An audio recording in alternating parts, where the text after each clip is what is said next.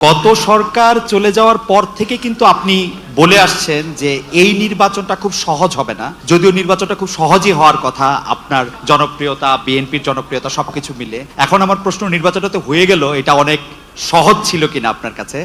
আর এই প্রশ্নটার একটা ছোট্ট লেজ হলো যে এরকম, যে একটু অভয় দিলে বলি যে আপনাকে কোনো এই 200-র বেশি আসন পাওয়ার জন্য আপনাকে কোনো ইঞ্জিনিয়ারিং করতে হইলো কিনা। It's like, thank you so much.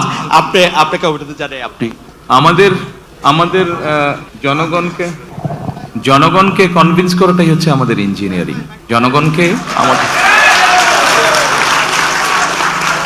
আমাদের যে ইঞ্জিনিয়ারিংটা ছিল সেটা হচ্ছে জনগণকে আমাদের পক্ষে নিয়ে আসা, সেটাতে আলহামদুলিল্লাহ আমরা সফল হয়েছি।